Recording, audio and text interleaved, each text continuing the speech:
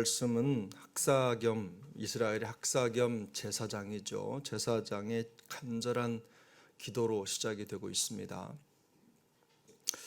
에스라는 하나님 앞에 엎드려서 울며 기도했습니다. 근데 이 기도가 의미가 있는 이유는, 특별한 의미를 가지고 있는 이유는 이스라엘 백성들이 하나님 앞에서 율법이 정한 제사의 의무를 다합니다. 모든 제물을 다 드리고 난 다음에 그때 이후에 이 에스라가 하나님 앞에 울며 통곡하고 있다는 거죠. 그렇기 때문에 이 기도에 특별한 의미가 있는 겁니다. 적어도 에스라는 단순히 율법에 정한 그 종교적 행위죠. 그 종교적 행위로 율법에 정한 제사를 하는 그 짐승을 잡아들이는 그 모습, 그 태도, 그런 행위, 이런 것만으로는 충분한 하나님 앞에서 회개가 이루어지지 않았다는 점을 이 기도의 태도를 통해서 보여주는 겁니다. 에스라는 성경에 능통한 학자였습니다. 제사장이기도 했죠. 그래서 그가 정말 무거운 마음으로 이 모든 의식이 다 끝난 다음에 하나님 앞에 기도하고 있는데요. 당시 지도자였던 이 에스라의 이 행동 하나가 백성들을 더 깊은 회개의 자리로 이끄는 기회가 됩니다. 그래서 백성들은 이 에스라의 모습을 보면서 함께 본문을 보면 통곡하죠. 에스라가 통곡해 기도하는 모습을 보고 그들도 함께 모여서 남녀노소 많은 사람들이 에스라 주위에 몰려들어서 함께 기도하고 통곡하며 웁니다.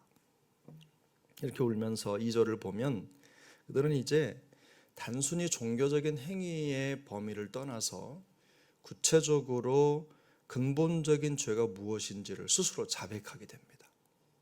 어떤 죄를 자백하죠? 그들이 이방의 여자를 취했던 그런 통혼의 문제를 하나님 앞에 고백을 하게 됩니다. 누가 지적을 해서라기보다도 그들이 이 과정을 통해서 알게 되는 거죠. 그 문제를 인식하고 하나님 앞에 회개하는데, 여기 2절 끝에 보면 이스라엘에게 아직도 소망이 있나니 라고 하는 말이 뜬금없이 이렇게 나오는 이유가 저는 바로 여기에 있다고 봅니다. 이스라엘 백성들이 스스로 자기의 죄를 인정하고 그 죄를 하나님 앞에 자복하고 그 3절부터는 이 자복한 죄에 대한 구체적인 실행 방안이죠. 그 회개를 실제로 삶으로 실천해 되겠다고 하는 결단들이 등장하게 됩니다. 그래서 이스라엘에게 아직 소망이 있다는 말이 의미가 있는 겁니다. 회개라고 하는 과정을 거치면서 이들이 하나님 앞에서 스스로를 바로 세우는 방법은 단순했습니다. 매우 단순하지만 그러나 그 개인적으로 회개하는 개인이 이 회개의 결단을 지키기 위해서는 상당한 요구가 있었는데요. 하나는 뭐냐면, 단순하다는 이유는 하나님의 말씀이 가르치는 대로 하면 됩니다. 아주 단순하죠? 복잡한 게 아닙니다. 성도가 회복이 될 때는요, 복잡한 게 아닙니다. 말씀이 가르치는 대로 하면 됩니다. 근데 이들이 그 하는 방법을 어떻게 했냐면, 두 번째로는 그 전권을 지도자인 에스라에게 넘기고 에스라가 결정하면 그대로 순종하겠다고 합니다. 그러니까 공동체 전체의 변화와 개혁을 위해서 에스라가 그렇게 결정을 하면 이들이 그것을 따라서 협력하겠다고 말하는 거죠. 이 일에 대해서 에스라는요, 그들로 하여금 그들이 말한 대로 맹세하게 하죠. 그래서 그들의 맹세를 받아들이고, 이제 그 다음에 또 중요한 장면이 나오기는 합니다만, 여기까지가 오늘 본문의 의미입니다. 근데 차례대로 내용을 살펴보면 에스라가 율법에 명시한 제사 규례를 모두 지킨 이후에 여전히 하나님 앞에 엎드려 기도하는 모습이 왜 중요하냐? 에스라가 하나님께 드리는 제사의 의미를 하나님이 정말 원하시는 게 뭔지를 너무나 잘 알고 있었다는 거예요. 여기 보면 시편 51편 16절 17절을 보면요, 제가 읽어드리겠습니다. 주께서는 제사를 기뻐하지 아니하시나니 그렇지 아니하면 내가 드렸을 것이라. 주는 번제를 기뻐하지 아니하시나니 하나님께서 구하시는 제사는 상한 심령이라. 하나님이여 상하고 통회하는 마음을 주께서 멸시하지 아니하시리이다. 무슨 말입니까? 하나님이 상하고 통회하는 마음을 받으신다는 거죠. 이 상하고 통회하는 마음이라고 하는 것은 그 내면부터 새로워지는 걸 말합니다. 그리고 자기 의도를 꺾는 거예요. 그리고 하나님 앞에 철저하게 자복하는 거죠. 종교적인 의무를 다 했다고 해서 그것이 하나님이 받으시는 회개가 이루어진 것이 아니라는 것을 에스라가 잘 알고 있었다는 얘기죠. 에스라가 하나님께 드리고자 했던 게 뭡니까? 백성들의 실제로 통회하고 자복하는 마음이었어요. 단지 짐승을 잡아놓는 종교적 행위로 할 의무를 다했다고 생각하는 게 아니라 하나님 앞에 마음을 드리는 거였죠. 그래서 이 상하고 통회하는 마음은요, 자만심이 산산이 부서진 마음을 말합니다. 하나님의 말씀 앞에서 모든 인간적인 의도와 생각을 꺾는 거죠. 하나님은 이런 마음을 원하시죠. 그러므로 우리 안에 속빈 강정 같은 신앙의 태도가 있는지를 항상 점검해야 된다는 것입니다.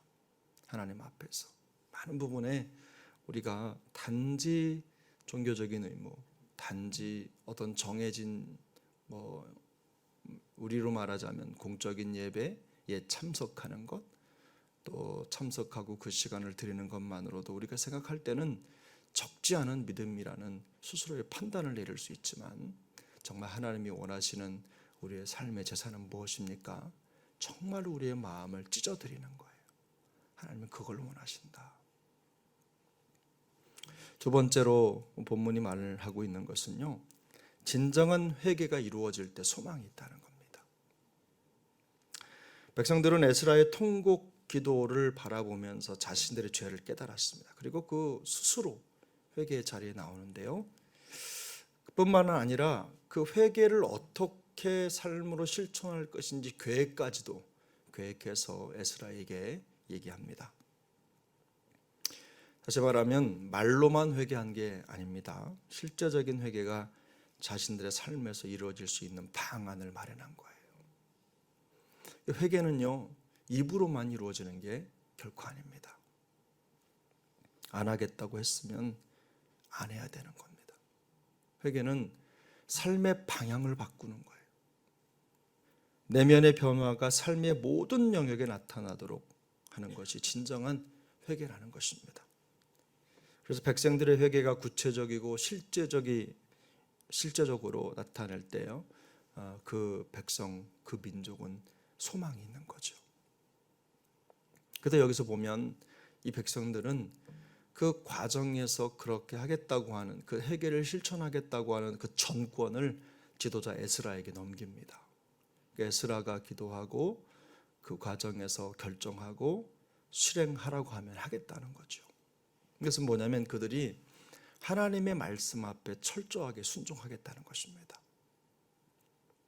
단지 지도자 에스라 한 사람에게 복종하겠다 이런 의미가 아니라 선포되는 하나님의 말씀 앞에 그대로 순복하겠다, 이런 것을 나타내는 거죠. 회개란 무엇입니까? 내가 내 잘못만 그냥 그저 고백하는 게 아니죠. 내 삶만 고치는 게 아니라 내 삶의 방향을 말씀이 지시하는 방향으로 바꾸는 거예요. 이게 진정한 회개라는 겁니다. 그렇게 할 때 하나님의 백성으로서의 정체성이 회복된다는 것입니다.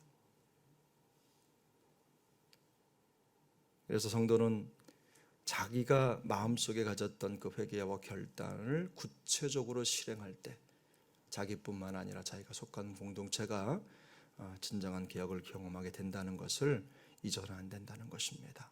사랑하는 여러분, 매일의 삶에 우리가 이런 회개의 능력을 경험할 때 변화가 있습니다. 그저 어제 살았던 대로 오늘도 사는 게 아니라 매일 새로운 마음으로 하나님의 말씀 앞에 내 생각을 맞추고 내 의지를 꺾고 하나님 앞에 진정한 회개를 드리기 위해서 몸부림칠 때 우리 안에 개혁이 일어나고 공동체가 새롭게 되는 것입니다. 우리 모두에게 이런 은혜가 있길 바랍니다. 우리 모두에게 이런 말씀의 능력이 항상 충만하게 임하기를 예수님의 이름으로 축복합니다. 기도하겠습니다. 은혜로우신 하나님 아버지 감사합니다. 오늘 우리에게 복된 한날을 허락하시고 통회하고 자복하는 상한 심령을 원하시는 하나님의 심정을 깨닫게 해주신 것을 감사합니다. 하나님, 우리가 신앙을 지켜갈 때에 이 신앙의 원리를 잊지 않도록 도와주셔서 하나님 앞에 항상 성공하는 예배자 되게 도와주시고 진정한 회개와 또 삶을 통해서 하나님 날마다 개혁되고 새로워지는 말씀의 은혜를 체험케 하여 주옵소서. 죽을 때까지 주님의 나라에 들어가는 그 순간까지 변화를 멈추지 않도록 도와주시고 하나님 앞에서 날마다 성장하며 성숙하는 기쁨을 누릴 수 있도록 은혜를 더하여 주시옵소서. 도우실 줄 믿고 예수님의 이름으로 기도하옵나이다. 아멘. 하늘에 계신 우리 아버지여, 이름이 거룩히 여김을 받으시오며 나라가 임하시오며 뜻이 하늘에서 이루어진 것 같이 땅에서도 이루어지이다. 오늘 우리에게 일용할 양식을 주시옵고 우리가 우리에게 죄 지은 자를 사하여 준 것 같이 우리 죄를 사하여 주시옵고 우리를 시험에 들게 하지 마시옵고 다만 악에서 구하시옵소서. 나라와 권세와 영광이 아버지께 영원히 있사옵나이다. 아멘.